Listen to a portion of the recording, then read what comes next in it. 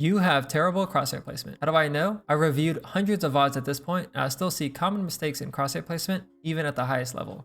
It's a fundamental skill that is simple in concept, but it is hard to master. Let me help you perfect your crosshair placement. Let me make it very simple for you. There's really only 3 types of fights that you need to know to help you decide on your crosshair placement. Number 1 is peeking an angle. Number 2 is holding an angle. And number 3 is peeking an angle when someone can also potentially peek you. Most, if not all of you, know how to position your crosshair for the first 2 examples. But if you don't, I'll quickly run through them. In the first example, you're going to pre-aim, so you're going to put your crosshair into the wall and then strafe out and then shoot the guy. This is best used when the opponent is either holding you or standing still. When you hold an angle, you're going to give yourself a buffer on your crosshair away from the wall to account for your reaction time and their swing, and then you're just going to click. This is something that you'll use when you are getting peeked. The only reason why I'm stating the obvious is because I think it's important when we get into the third example. Knowing what your opponent is doing from the reverse perspective is super important so you can kind of account for it. So with the third one, I feel like this is where most of you guys are struggling or where you guys have some type of problems with it. The situation is basically you're trying to peek an angle while also being ready for the enemy peeking you. So in other words, you're peeking while holding.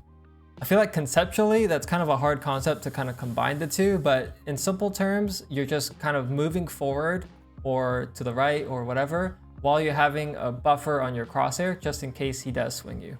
There's so many opportunities that this will happen in game, and I'm going to go through some of these examples so you can kind of see what I'm talking about. So I want you to go into the rest of the video thinking about what is efficient for your crosshair, and also try to think about it from the enemy's POV. What are they trying to do so you can put your crosshair in according to what they might do.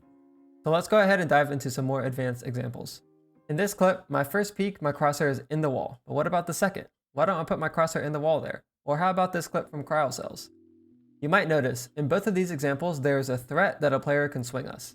So we're holding a bit wider to compensate for the potential peek. This might be a bit more obvious if we show it in reverse. Have you ever tried peeking someone and had your crosshair in the wall as you were peeking? This is how you fix that, by giving yourself that buffer in your crosshair even though you're peeking. I have one more example to show you guys for this. So I'm fighting for A, then I get blinded by my omen. I try to hold wide enough to catch the jet crossing, but I miss and get spotted. I try to reposition, but I want you to focus on my crosshair here. I give myself a huge buffer because I'm worried I'm going to get swung, but I'm technically peeking. So to quickly summarize, if you're peeking an angle and you're worried about them swinging you, give yourself a buffer. Okay, so take a look at this clip. After the Cypher ult, I know where both players are. So I try to find a timing by going wide. Why do I have my crosshair so close to the wall, but also not in the wall? This is because I don't think they're expecting me, so I'm not afraid of getting swung. But I'm also accounting for my visual confirmation time. If I had my crosshair in the wall, I might see the Viper on my screen before I'm even ready to shoot. So then I'll have to adjust my crosshair to get the kill. At this point, you might be wondering, how can I tell if my aim was bad or if my crosshair placement was bad? To answer this, I want to show you an example of me having good aim, but bad crosshair placement.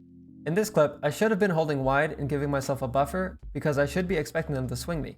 But because I kept putting my crosshair back into the wall, I had to micro-adjust for all 3 kills. So even though it might have looked clean and felt clean, I had bad crosshair placement here and was bailed out by my aim. So at the start of the video, I told you to be thinking about crosshair placement as being efficient. So just ask yourself if your crosshair was efficient when reviewing your gunfights.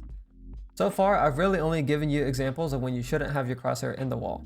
Why is that? Well, think about it. That's mainly because aside from when you should pre-aim and peek angles, almost every other situation requires you to hold your crosshair away from the wall. If we could peek every angle by only using A and D keys, we would. But then you'd never be able to move forward and take space. Does that mean you should never have your crosshair in the wall? Of course not. Pre-aiming and peeking angles is also fundamental to this game. It's just that in terms of crosshair placement, having your crosshair in the wall is limited to just that. Let's look at this round that I highlighted in a previous video from Aspas. As he's walking up into A, notice how he moves his crosshair into the wall right before he crouch peeks the angle. That's because it's efficient for this particular duel. It's a standard peek. Where it gets a bit more complicated is when he starts doing really tiny dedicated peeks when he pushes screens. If you slow it down, he has his crosshair in the wall several times in this engagement. That's because he's the aggressor. He's trying to catch someone falling back or holding the angle. It's unlikely that he's going to get peeked here because he hears the killjoy spamming his phantom. Every time he takes a step out, he's putting his crosshair slightly into the wall and taking a small step.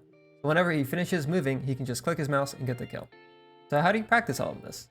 Well, the most obvious recommendation is to play deathmatch and just being super focused on where your crosshair is. I highly recommend you record your deathmatches and your rank games just so you can review your gunfights and ask yourself, is my crosshair in a good spot here? Am I being efficient?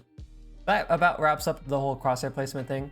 As you can see, it's a very simple concept, but it is very hard to master because you have to be hyper aware of the situations you're in and what duels you're about to take. There's no more crosshair placement theory that I need to give you. It's all just about getting the reps in now and then reviewing your own footage to figure out what you should be doing better. Something that goes hand in hand with your crosshair placement is peeking. So if you have questions about peeking and whether or not you're doing it right, check out this video that I made about peeking here.